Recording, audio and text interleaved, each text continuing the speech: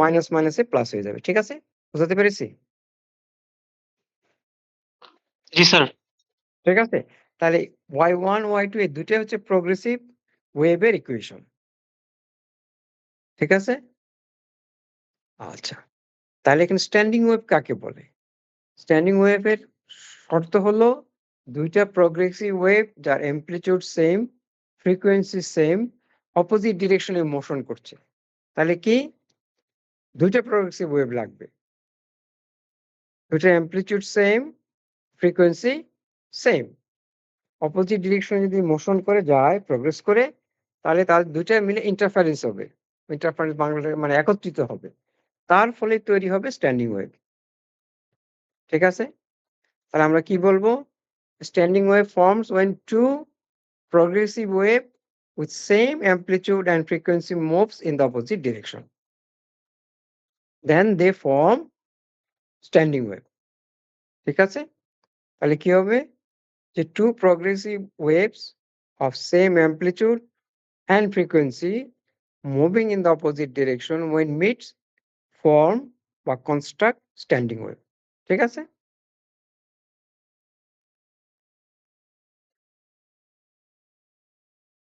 এটা হলো আমরা একটু ল্যাঙ্গুয়েজের কথা বললাম।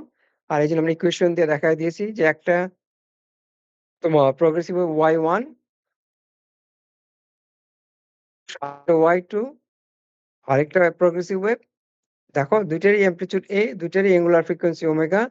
একটা প্লাস x এর দিকে যাচ্ছে, একটা মাইনাস x এর দিকে যাচ্ছে। তাহলে আমার শর্ত পূরণ করলো যে দুইটা প্রোগ্রেসিভ ওয়েভ একই অ্যামপ্লিটিউড, একই ফ্রিকোয়েন্সি, অপোজিট ডিরেকশনে যাচ্ছে। তারা যদি মিট করে তখনই তৈরি হয়ে যাবে স্ট্যান্ডিং ওয়েভ। তাহলে y1 and y2 মিলিত হলেই তৈরি হবে স্ট্যান্ডিং ওয়েভ। ঠিক আছে? জি স্যার। পেরেছি? ওকে। তাহলে তার সেই রেজাল্টেন্ট ওয়েভ কত হবে দুটোর অ্যাডিশন? তাহলে আমরা দেখো রেজাল্টেন্ট ওয়েভের আর লিখলাম, আর বোঝানোর জন্য যেটা রেজাল্টেন্ট y1 প্লাস y2। ঠিক আছে? তাহলে y1 আমরা ইকুয়েশন থেকে বসাই দিছি, y1 এর মানে y2 এর ভ্যালু বসাই দিলাম, ইকুয়েশন বসাইলাম। তারপর আমরা সাজিয়ে নিয়েছি। ঠিক আছে? সাজিয়ে নিয়ে শুধু আমরা ওই প্রিন্সিপালটা এপ্লাই করলাম। কি করলাম? sin c minus d plus sin c plus d equal to 2 sin c cos d ব্র্যাকেটের মধ্যে এটা লিখে দিছি। ঠিক আছে? ওকে? তাহলে এইটা আমরা লিখলাম যে এই সূত্রটা এখানে এপ্লাই করলে ওই ইকুয়েশনটা result y r equal to হলো a sin 2 omega t cos kx। Clear আছে না? স্টেপ বাই স্টেপ জি দেখিয়ে স্যার। দিয়েছি। তাহলে আমরা দুটাকে সুন্দর করে লিখলাম 2a cos kx sin omega t। তাহলে আমরা জেনারেলি কি জানি? একটা ওয়েভের বেলায় আমরা লিখি sin omega t, তাই না? তার একটা অ্যামপ্লিটিউড থাকে।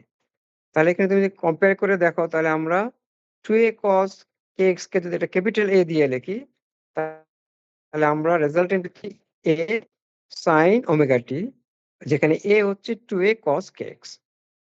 তাহলে এখানে দেখো একটা আমরা প্রশ্নবোধক চিহ্ন দিয়ে রেখেছি। প্রশ্নবোধক চিহ্ন কি দেখাচ্ছে? এখানে দেখাচ্ছে দেখো 2a cos kx।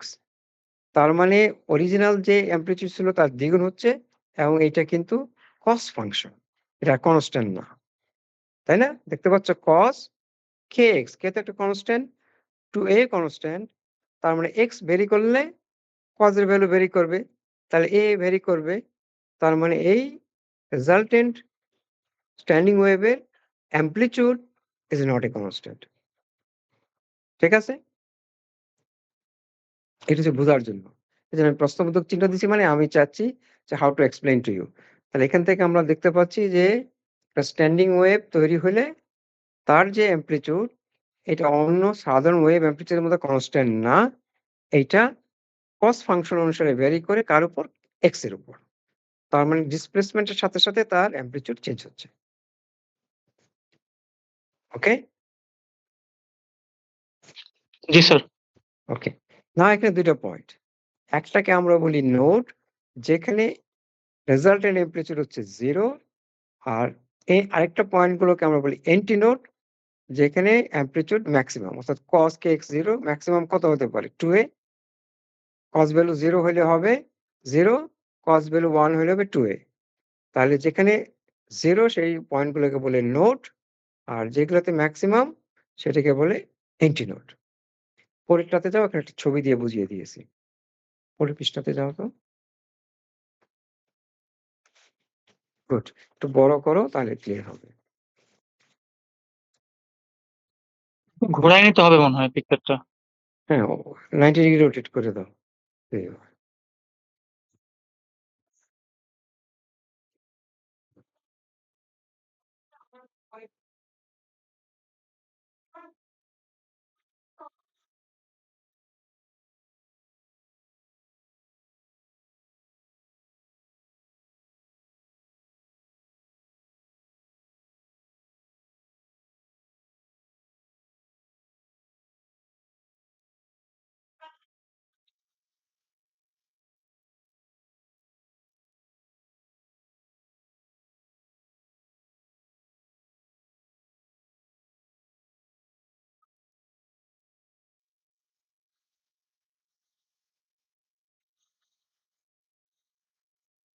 ছবি একটু ব্লার হয়ে আছে।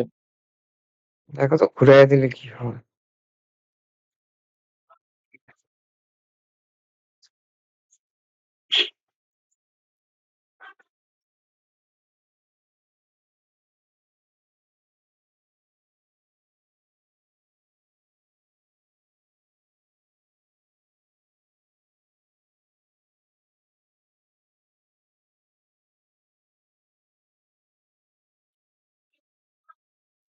হয়ে গেছে না? স্যার আমি স্ক্রিন শেয়ার অফ করে দাও, আবার হ্যাঁ, দিচ্ছি ওটা স্যার। স্যার একটু আমি আছি, মেবি আছি, নেটের আছি, আছি। সমস্যা করতেছে।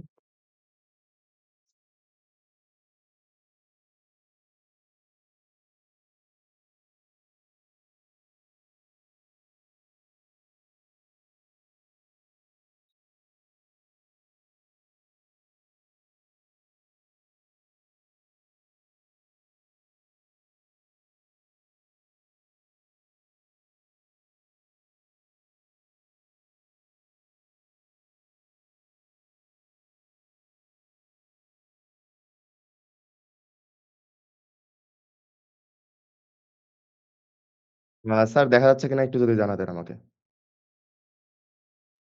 আমি দেখতে পাচ্ছি, তোমরা বুঝতে পারছো কিনা সেটা। ঠিক আছে, এখন মনে হচ্ছে। তাহলে দেখো আমরা এখানে কি লিখছি? স্ট্যান্ডিং ওয়েভ, যেটা আমরা আগের পৃষ্ঠায় দেখেছিলাম, তাই না? Standing wave y1 and standing wave y2 are traveling in the opposite direction. ঠিক আছে? তো এখানে যেহেতু ছবিতে পরিষ্কার বোঝা যায় না, এই জন্য আমরা বুঝিয়েছি। খেয়াল করে দেখো, আমরা যে দুটো ওয়েভ এঁকেছি, একটাকে নাম দিয়েছি y1, আরেকটা দিয়ে নাম দিয়েছি y2। খেয়াল করলে দেখবা ছবির মধ্যে। ঠিক আছে?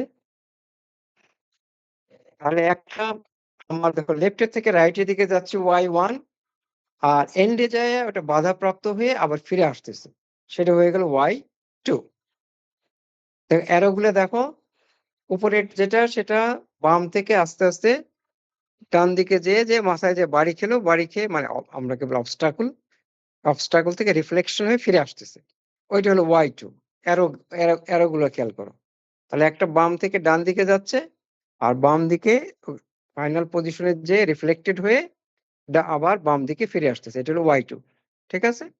তাহলে একটা লেফট থেকে রাইটের দিকে যাচ্ছে অ্যালং দি এক্স অ্যাক্সিস, আর একটা রাইট থেকে লেফটের দিকে অ্যালং দি মাইনাস এক্স অ্যাক্সিস। ঠিক আছে না?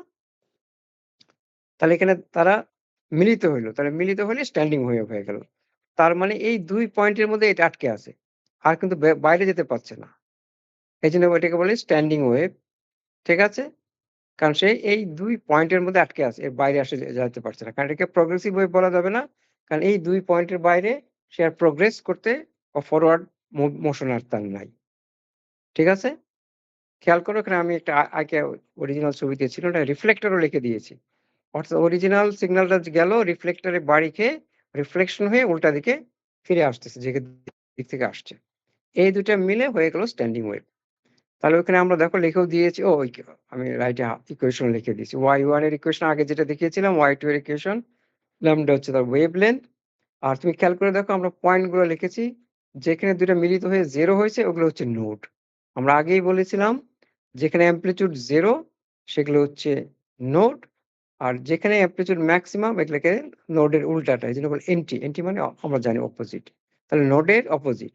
তাহলে নোডে যেহেতু 0 মানে মিনিমাম, আর তাহলে অ্যান্টিনোড তার অপোজিট হবে, তাহলে ম্যাক্সিমাম হবে। ঠিক আছে? তাহলে ম্যাক্সিমাম কত? এখানে ছবিতে আঁকাও আছে 2a, যেহেতু তার প্রত্যেকটা ওয়েভের অ্যামপ্লিটিউড ছিল a করে। তাহলে ম্যাক্সিমাম হবে 2a কোন পজিশনগুলোতে? অ্যান্টিনোডে। আর মিনিমাম হবে কোনটা? এই দুটোর যোগফল প্লাস আর মাইনাস, ওই পয়েন্টগুলোকে বলে নোড। ঠিক আছে? তারপর আমরা ওখানে দেখে ছবির মধ্যে আছে দেখো যে একটা নোড আর একটা অ্যান্টিনোডের মাঝখানে ডিসটেন্স হচ্ছে λ/4, ওয়েভলেন্থের 4 ভাগের 1 ভাগ। পরপর 2টা নোড অথবা পরপর 2টা অ্যান্টিনোডের পার্থক্য, এটা হচ্ছে ইন টার্মস অফ লেন্থ, মানে দৈর্ঘ্যের দিক থেকে হচ্ছে λ/2। ঠিক আছে? ক্লিয়ার হয়েছে না ছবিতে? বোঝা যাচ্ছে কিনা যে আমরা একটা ওয়েভ আরেকটা ওয়েভ অপোজিট দিক থেকে আসলো, এখানে রিফ্লেকশন দিয়ে আনা হয়েছে, এই দুটো একত্রিত হয়ে স্ট্যান্ডিং ওয়েভ তৈরি হয়। তাহলে ম্যাক্সিমাম গুলো জায়গায় হচ্ছে অ্যামপ্লিটিউড যেখানে, সেগুলো হলো অ্যান্টিনোড পয়েন্টস, যেখানে অ্যামপ্লিটিউড 0 সেগুলো হচ্ছে নোড পয়েন্টস। পরপর 2টা নোড অথবা পরপর 2টা অ্যান্টিনোডের ডিফারেন্সটা হলো λ/2, আর একটা নোড আর পরের অ্যান্টিনোডের হচ্ছে λ/4। ঠিক আছে? জি স্যার। তাহলে আমরা আগের পেজটাতে একটু ফিরে যাই, কারণ এটা হলে আমাদের ওই ইকুয়েশনের সাথে মাথায় একদম মিলে গেল। আগের পেজটাতে ফিরে যাই।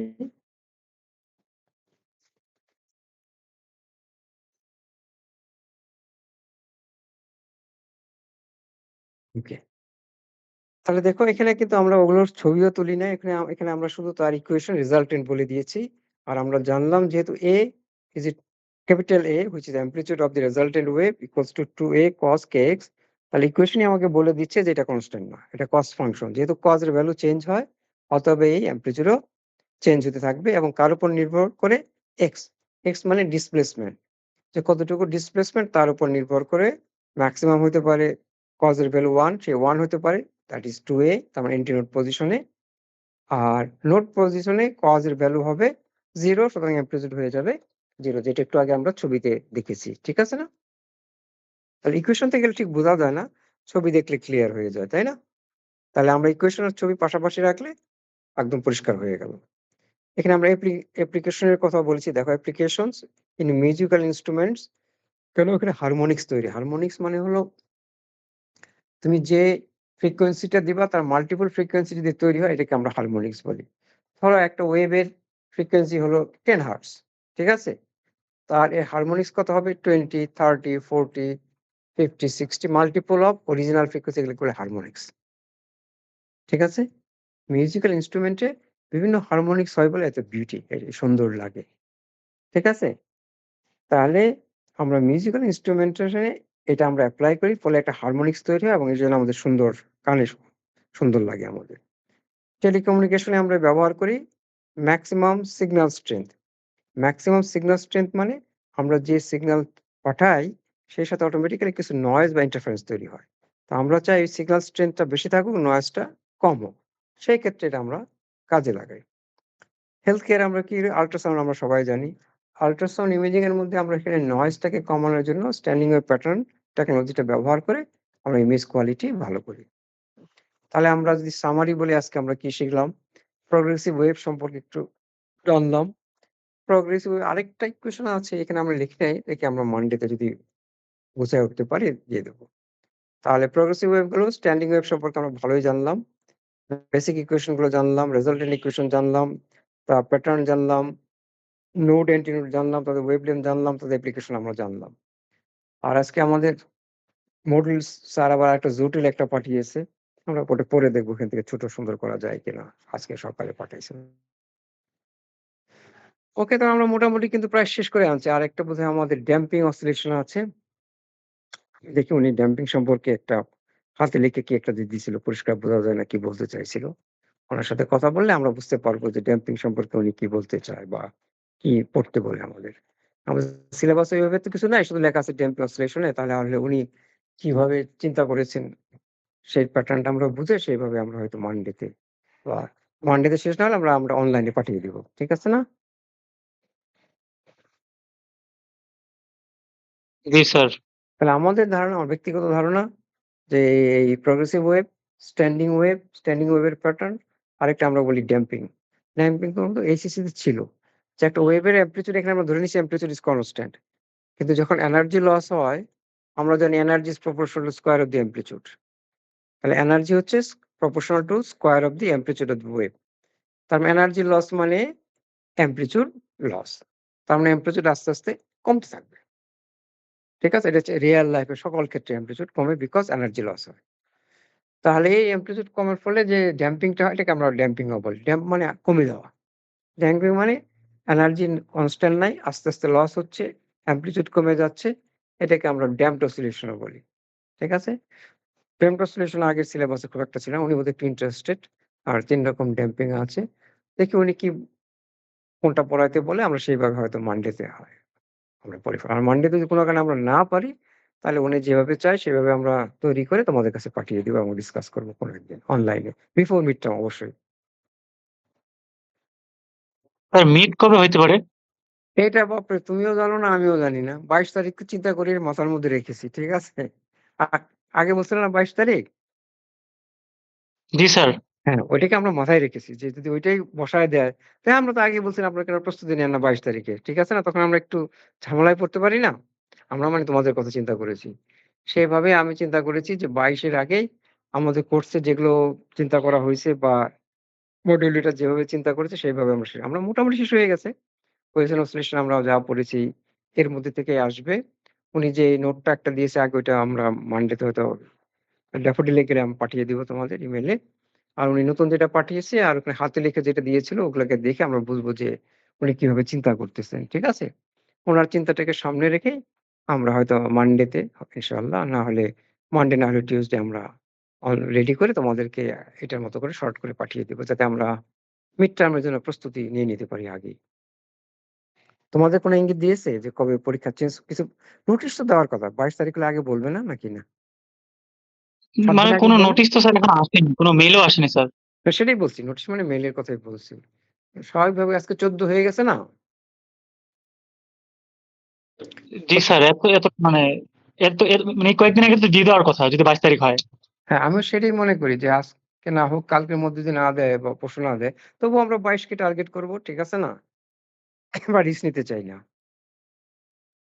হোপফুলি আমাদের একটা ক্লাস মানডে তে হলে হয়ে যাবে। এরপরে কিছু বাকি থাকলে আমরা অনলাইনে নিয়ে ঠিক আছে? আমরা কোর্স শেষ করে রিভিউ ও করে ফেলবো ইনশাআল্লাহ।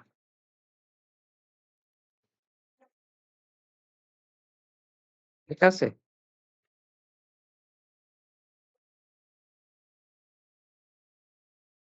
ভালো প্রশ্ন থাকলে জিজ্ঞেস করতে পারো বা এনি কোয়েশ্চেন জিজ্ঞেস করতে পারো যে কি চিন্তা করছো বা কি অবস্থা।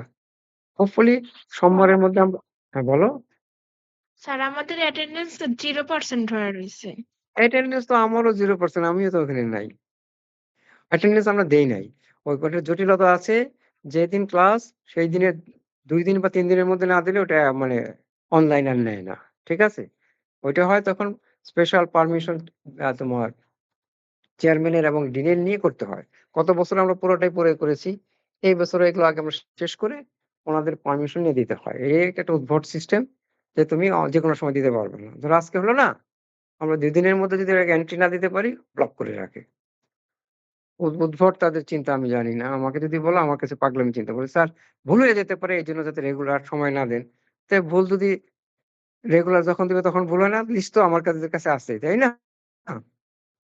ঠিক আছে না? জি স্যার। হ্যাঁ, তাহলে এখন যদি আমার ভুল না হয়, পরে ভুল হবে এটা কোন লজিক বলো? লিস্ট তো আছেই। আর পরে ভুল হবে, এখন ভুল হবে না এটা কোন লজিক হলো? সব উদ্ভট। সব পাগল ছাগলের চিন্তা। আমার কাছে এরকমই মনে হয়। ঠিক আছে? তাহলে স্যার ওই মানে সেমিস্টার শেষের আগে সব অ্যাটেন্ডেন্স গুলো এড করে দিবেন নাকি? না আমি তো আগে দেবো। গত বছর পুরো সেমিস্টার শেষ করে তারপরে দিয়েছিলাম। আমরা যখন রেজাল্ট করতে গেছি তার আগে দিয়ে সব করে পারমিশন নিয়ে প্রত্যেকটা আলাদা একটা জটিল ঝামেলাও হয়। প্রত্যেকটা ডেটের জন্য আলাদা, আলাদা পারমিশন চাইতে হয়। তো আমার ওই যে একটা ইয়ে ছিল উনি হেল্প-টেল্প করে দিছে। তারপরে ওরে বইলা ডিনরে বইলা ফোন কইরা যে এটা ওপেন করে দেন। এই আরকি। এটাই সিস্টেমটা আমার অদ্ভুত লাগে। যে আপনি কেন করতে হবে? আর যদি ভালো করতে চান দেখেন নর্থ সাউথ এ কিভাবে করছে, ইস্ট ওয়েস্ট কি করছে। আর অটোমেটিক স্টুডেন্ট ঢুকে অটোমেটিক্যালি হয়ে যায়। ঠিক আছে?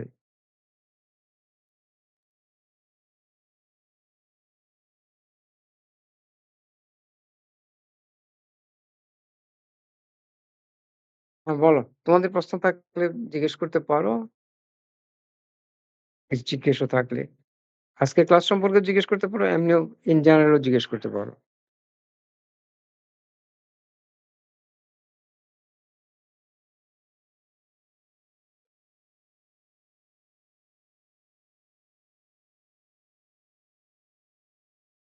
হ্যালো? না স্যার কোয়েশ্চেন নেই। কোয়েশ্চেন নাই প্রশ্ন নাকি? নাই স্যার। নাকি ঘুমায়ে গেল সবাই সেটাই বুঝতে পারছি না। না স্যার। প্রশ্ন নাই। ওকে, ওকে। ঠিক আছে তাহলে। আমাদের ইনশাআল্লাহ হোপফুলি সব ঠিকঠাক থাকলে সোমবারে দেখা হবে ইনশাআল্লাহ। চলে এসো। জি স্যার, আসসালামু আলাইকুম। তাহলে আজকে ক্লাস শেষ করব? জি স্যার, আসসালামু আলাইকুম স্যার। ওয়ালাইকুম জি স্যার, আসসালাম। তাই হবে। ওয়ালাইকুম আসসালাম টু এভরিওয়ান অফ ইউ। ভালো থেকো সবাই।